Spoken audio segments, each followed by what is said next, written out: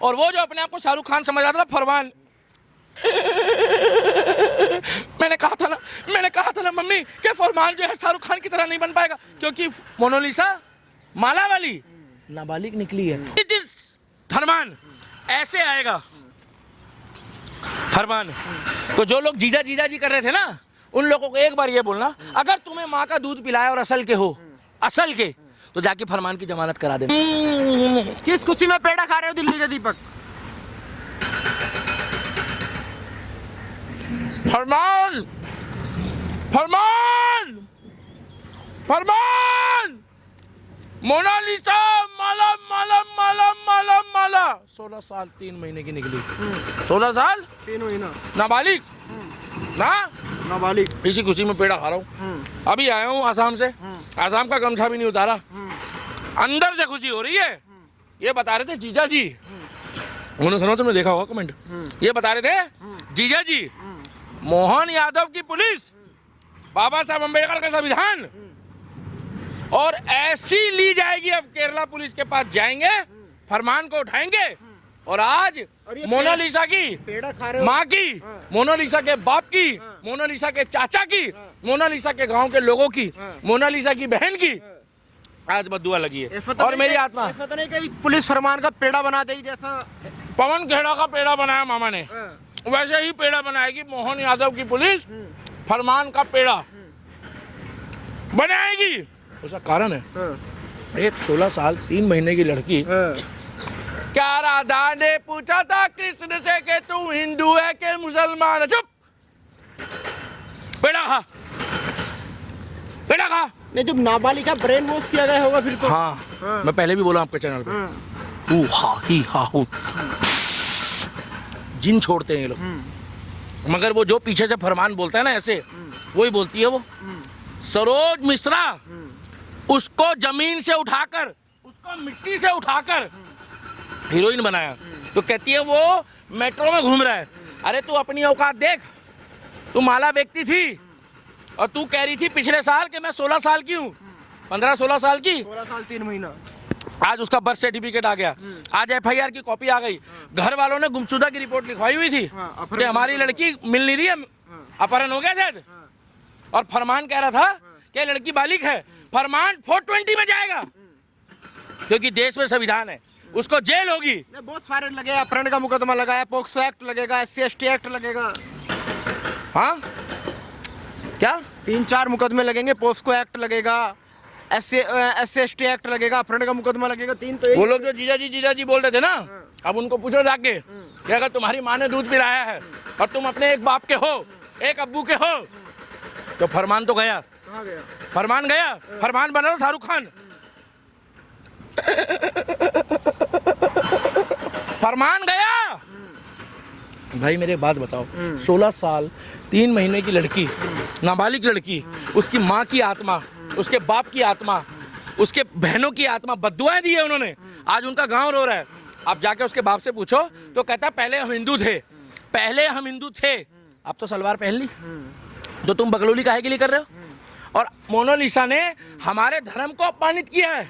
मैं तो कह रहा हूँ मोनालिसा के ऊपर भी कार्रवाई होनी चाहिए। फरमान का बाप तो कह रहा है कि उसने तो हमारे भी सपने तोड़ दिए, हमने सोचा था कि बारात लेके जाएंगे, लेकिन उसने तो ऐसा काम। बारात लेके नहीं जाएंगे, जुम्मा अल हबीबी, वहां तो ये हो रहा था अल हबीबी, ठीक टाइम पे बच जाएगी, हलाला भी होगा, फ्रिज में भी जा सकती है, सूटकेस में भी जा सकती है, और हो सकता है कि बाद में आप इस चैनल को इंटरव्यू दे रही हो ऐसे मुंह ढक के, ऐसे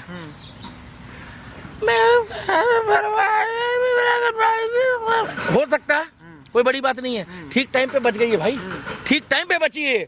आप एक बात बताओ मेरे को, सारी बातें खत्म करो। चलो, आज तमाम लोग मोनालिसा के परिवार के साथ क्यों खड़े हैं? क्योंकि अगर मोनालिसा कहीं पैक होती है, अगर मोनालिसा कहीं जाती है, तो उसका नुकसान किसको है? हमारे समाज को है। तो हम तो इतना ही कहना चाहेंगे कि जो भी उसके ऊपर कार्रवाई करे, मोहन यादव की पुलिस लठ बजाए, और हम उनके साथ हैं, और बढ़िया से करके बुझाए पुलिस, पूरी कार्रवाई करे, पूरी जांच बैठाए, और उसको केरला से उठा के लाए। अगर फरमान यूपी में होता, क्या लग रहा है किस तरीके अरे तो फिर अब तक तो हो गया होता।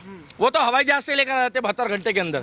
मेरे को देखो विश्वास तो मोहन यादव की पुलिस में भी है, बढ़िया काम वो भी करते हैं, मामा है, देखो उनको भी मामा ही बोलते हैं हम लोग। मगर उनका जो काम करने का तरीका है ना, वो उत्तर प्रदेश पुलिस के साथ थोड़ा स्लो है, मगर वो काम करेंगे, कार्रवाई बैठाएंगे, बढ़िया से बैठाएंगे। इसीलिए मैं पेड़ा खा रहा हूँ। आसाम से लाया पेड़ा और फरमान का हो गया एड़ा। फरमान का ऐसा पेड़ा निकलेगा, पेठा निकलेगा कि आपको बहुत जल्दी खुशखबरी मिलेगी।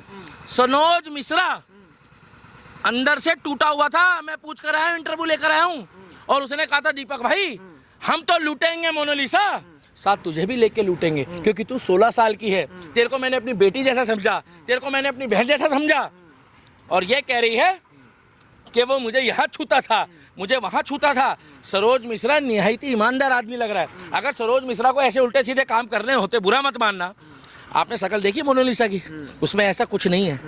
उसकी सिर्फ आंखें दिखाई है, वो उत्तर प्रदेश, बिहार, छत्तीसगढ़ में बिल्ली आंखों वाली आंखें हैं, वो आंखें नहीं है। फरमान ने मोनालिसा को क्यों चुना? फरमान यूपी का, मोनालिसा एमपी की, केरल में जिहाद है। केरला स्टोरी पार्ट 2 आई, उसको मिली है झिंगुर बाबा के तरह फंडिंग।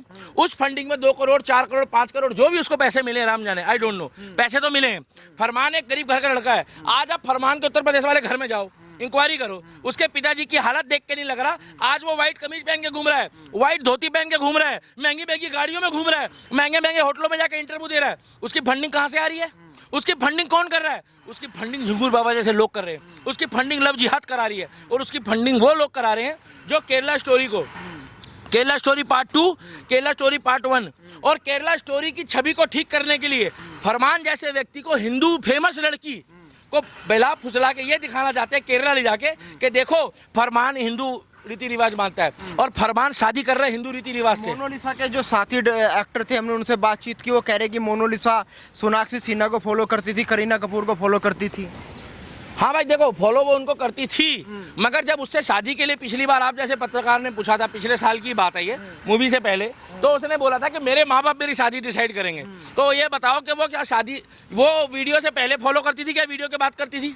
ये कहीं ना कहीं उसका माइंड वॉश करके, मैं आपको बता दूं, 100 में से 80% हिंदुओं की लड़कियों के साथ टोना टोटका होता है। मैं चैलेंज कर रहा हूँ, फोटो लेते हैं, बाल काटते हैं, उसके बाद एक मोलवाना होता है, वो जिन्न छोड़ता है, कुछ ना कुछ तो गड़बड़ है भाई। क्योंकि जो लड़की रातों रात अपने माँ बाप को प्यार करती है, जो लड़की अपने बाप की छींक आने में भी उसको पानी देती है, हिचकी आने में भी, वो लड़की अपने बाप को जेल में बैठा रही है मोनालिसा की तरह। वो लड़की अपनी बाप को देख नहीं रही है आंखें मिला के।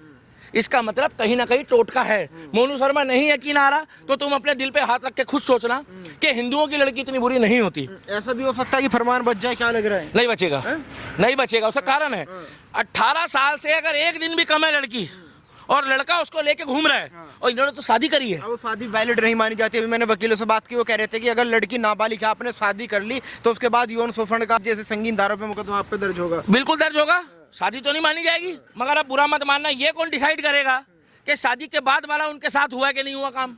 ये अच्छा, ये आप डिसाइड करोगे, ये मैं करूंगा? नहीं। अब पता कौन करेगा? पूछो कौन? माँ बाप। मेडिकल रिपोर्ट और माँ बाप बताएंगे, क्योंकि माँ बाप ये बात जाके कोर्ट में अगर जज के आगे कहेंगे कि जी हमारी लड़की के साथ अगर कुछ गलत हुआ होगा तो हमारी लड़की तो नाबालिग है, और नाबालिग के साथ अगर यौन शोषण हुआ, उसको यौन शोषण में गिना जाएगा। शादी से पहले बिना इच्छा से किया जाए उसको वो एक तरह से श्रेणी जो है ना, वो जबरदस्ती वाली श्रेणी में लिया जाता है।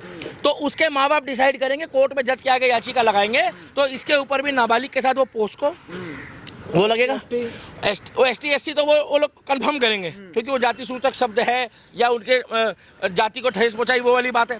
और मेन सबसे महत्वपूर्ण तीसरी बात ये है कि उन्होंने किडनैपिंग का केस लगाया, और किडनैपिंग का जो केस होता है ना, अपहरण का, वो बहुत खतरनाक होता है। मोनू शर्मा, ये हमारे भारत के संविधान में कहते हैं कि लूट, डकैत और किडनैपिंग, ये 3 चीजों का जो केस है वो ज्यादा खतरनाक है।